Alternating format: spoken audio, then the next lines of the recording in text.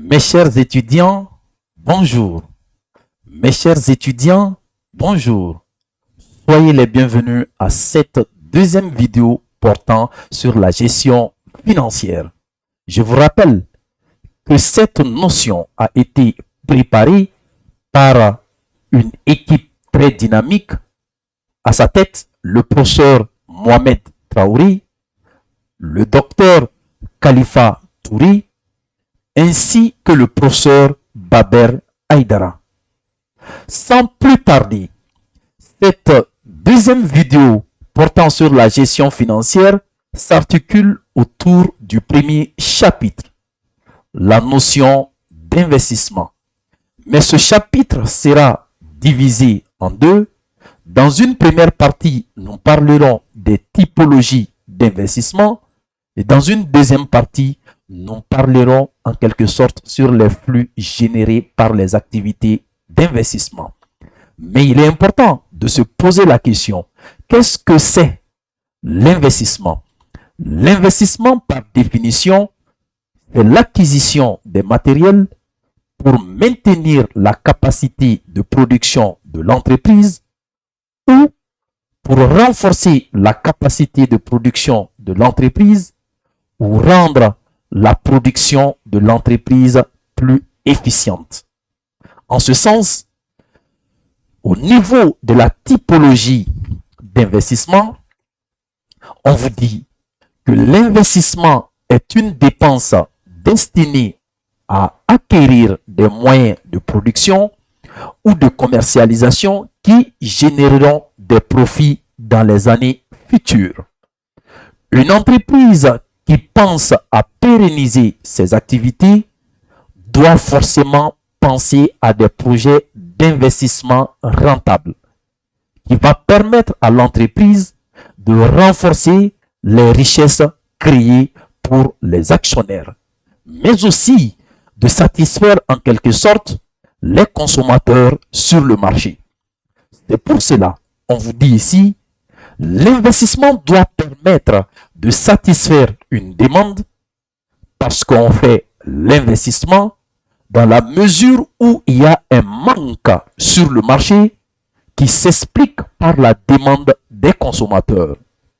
Dans un deuxième temps, ce même projet d'investissement doit permettre à l'entreprise de créer ce qu'on appelle le profit qui va permettre aux actionnaires d'avoir ce qu'on appelle le dividende. Et là, on parlera de la création de la valeur actionnariale. Et cette valeur actionnariale est la rémunération des apporteurs de capitaux. Il est très important que vous ayez une idée par rapport à la création de valeur actionnariale. À ce niveau, nous allons parler de la classification de l'investissement. Nous avons ici deux classifications. La première classification est embryonnée dans la comptabilité. On parle de l'investissement immatériel. Cet investissement immatériel est un investissement intangible, c'est-à-dire on ne peut pas toucher. Il s'agit des brevets, des licences, etc. Le deuxième type d'investissement dans la première classification est l'investissement matériel. C'est contrairement à l'investissement immatériel. Il s'agit des ordinateurs, des tables bancs, d'un bâtiment, etc. Tout bien qu'on peut toucher.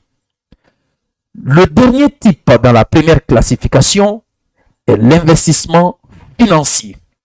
L'investissement financier, c'est l'acquisition des titres pour l'entreprise. Il s'agit des titres de participation pour participer à des prises de décision au sein de d'autres entreprises ou des titres immobilisés.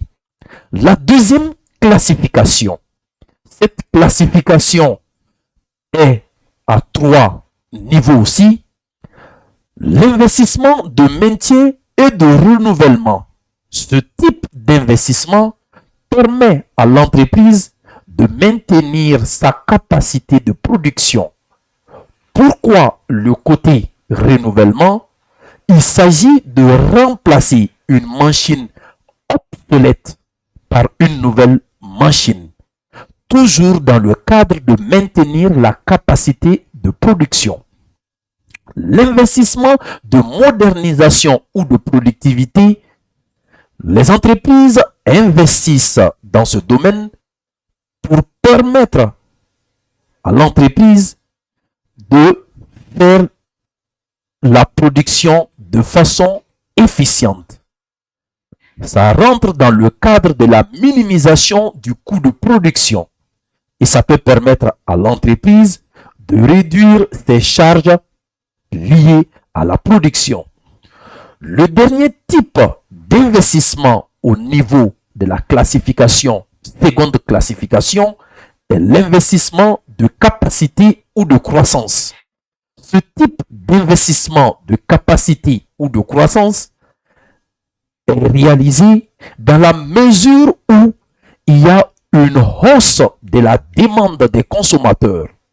En ce moment, l'entreprise sera obligée d'acheter d'autres équipements pour rajouter à l'ancien équipement dans le cadre de satisfaire cette hausse de consommation ou de demande sur le marché. Après avoir connu les différents types d'investissements, il est important de connaître les flux générés par cette production ou par cet investissement.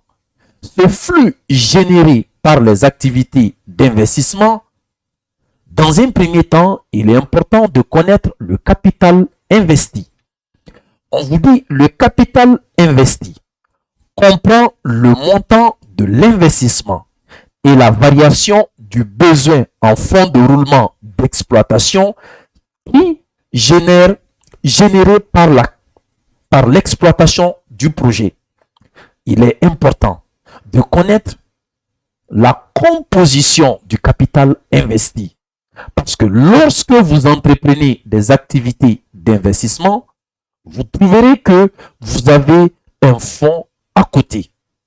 Mais souvent, il peut y avoir un manque pour compléter ce montant qui va vous permettre d'acquérir l'immobilisation. C'est pour cela qu'on parle de la variation du besoin de fonds de roulement d'exploitation. Et dans ce tableau, vous allez comprendre comment le montant de l'investissement est divisé en deux. Il y a ce qu'on appelle le prix d'acquisition. Il s'agit du prix hors taxe auquel le fournisseur va vous vendre l'immobilisation. Il y a les frais d'acquisition et d'installation. Ce sont les charges liées au déplacement de l'immobilisation vers l'entreprise, les frais de transport, mais également la mise en fonctionnement de l'immobilisation en question. Ici, c'est détaillé dans ce tableau. Les informations relatives à la variation du besoin de fonds de roulement d'exploitation. Et ici, nous avons, dans un premier temps, le projet d'investissement accroît l'activité générale de l'entreprise. Qu'est-ce qu'on veut dire? Et quelle est l'incidence de cet accroissement sur les activités de l'entreprise dans son environnement? Lorsqu'on entreprend une activité d'investissement, vous trouverez qu'en quelque sorte, l'activité, le volume d'activité de l'entreprise va augmenter. Et ce qui s'explique par une hausse de l'augmentation de la production qui engendre une hausse du niveau de stockage et cela va aussi engendrer une hausse des créances clients et une hausse des activités avec les fournisseurs. Ce qui va engendrer une augmentation des besoins. Mais il est important dans un deuxième temps de comprendre que le besoin de fonds de roulement d'exploitation est exprimé en jours du chiffre d'affaires hors taxe. Dans un troisième temps, les augmentations du besoin de fonds de roulement sont assimilées à des décaissements. un besoin explique un manque. Si ce manque existe, ce manque est accompagné par une sortie. Mais si un besoin est négatif, cela signifie qu'il y a un encaissement. Il est important pour les étudiants de bien comprendre cette logique pour pouvoir mieux gérer de façon prévisionnelle un projet d'activité, un projet d'investissement rentable. En dernier point, les variations du besoin de fonds de roulement sont récupérées au terme du projet. Ici, nous avons les flux de liquidité prévisionnels. Les flux de liquidité prévisionnels sont composés de la capacité d'autofinancement prévisionnel, de la variation du besoin de fonds de roulement d'exploitation, mais aussi l'éventuelle valeur résiduelle de l'investissement.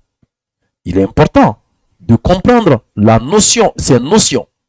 Et ici, quand vous prenez la capacité d'autofinancement d'exploitation, c'est égal à marge sur coût variable. La marge sur coût variable, c'est la différence entre le chiffre d'affaires et le coût variable. Une fois que vous avez cette marge, vous pouvez retrancher les charges fixes hors amortissement parce que l'amortissement est une charge fixe. En retranchant cette valeur, ça vous permet de déterminer ce qu'on appelle l'excédent brut d'exploitation. Mais dans ce tableau, nous avons directement enchaîné ce qu'on appelle l'amortissement. Moins l'amortissement. Parce que pourquoi on enlève l'amortissement? C'est une charge. C'est une charge, donc ça doit être retranché pour calculer l'impôt. On a le résultat avant l'impôt. Après avoir obtenu le résultat après l'impôt, il est important de calculer l'impôt. C'est cette valeur multipliée par le taux divisé par 100. Et après, on aura le résultat d'exploitation nette d'impôt, ou encore appelé le bénéfice, plus la dotation aux amortissements égale à la capacité d'autofinancement d'exploitation. La variation du besoin de fonds de roulement d'exploitation. On vous dit ici, la variation du besoin de fonds de roulement d'exploitation sont positionnés en début d'année. Ce positionnement permet aux gestionnaires d'anticiper le financement de ce manque d'argent qui existe dans l'entreprise. Et ici, nous avons la valeur résiduelle de l'investissement. Une valeur résiduelle de l'investissement, c'est la valeur que l'immobilisation a après la durée d'amortissement du projet. C'est comme si les véhicules 190 que nous avons ici au Mali, ce sont des véhicules amortis en Allemagne, en Europe, c'est-à-dire qui sont envoyés en Afrique, ici plus précisément au Mali. Donc après l'amortissement, la valeur que l'immobilisation a, ça s'appelle la valeur résiduelle. Nous avons ici la date de mise en compte des flux de trésorerie. Le capital investi est réalisé en début d'année. L'investissement plus augmentation du besoin de fonds de roulement d'exploitation, les flux liés à l'exploitation, c'est-à-dire capacité d'autofinancement, sont réalisés en fin d'année. Il est important de savoir cela. Et nous avons ce tableau qui nous permet de déterminer le flux de trésorerie. Vous avez l'encaissement moins décaissement. Mais comment obtenir cet encaissement? Il est important de le savoir.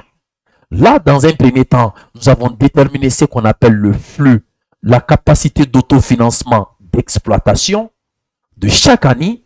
Et ici, il y a le prix de cession nette d'impôt. Si vous avez une ancienne immobilisation après l'utilisation, si vous décidez de vendre cette immobilisation, ça vous permet de gagner de l'argent. Vous voyez, prix de cession net. Ça, c'est enregistré en fin de période. lorsque vous allez vendre. Et ici, la récupération du besoin de fonds de roulement, c'est en fin d'année. Sa somme va nous donner ce qu'on appelle les encaissements. Parce que quand on fait la cession, c'est moyennant quelque chose. Ici, la deuxième partie qui est décaissement. Le montant de l'investissement. Parce que quand vous faites l'acquisition, c'est une sortie d'argent. Le besoin aussi, ça vient en moins. Donc, la somme ici va donner le total des décaissements. Vous avez vu le montant de l'investissement plus variation de besoin de fonds de roulement. C'est en début de période. Donc, cet encaissement moins décaissement, ça va nous donner plus de trésorerie. Mes chers étudiants de la faculté des sciences économiques et de gestion de Bamako, c'était ces quelques mots qu'on avait à vous apporter concernant la notion d'investissement qui était basée sur les typologies d'investissement, mais aussi sur ce qu'on appelle les flux générés par le projet d'investissement. Chers étudiants, je vous demande de liker, de commenter ainsi que de partager pour que le maximum d'étudiants maliens puissent s'imprégner de cette vidéo qui va vous faciliter votre compréhension. On se donne rendez-vous à plus pour la prochaine vidéo qui porte sur les critères de choix d'investissement. Maximum de partage, maximum de likes et maximum de commentaires. À plus.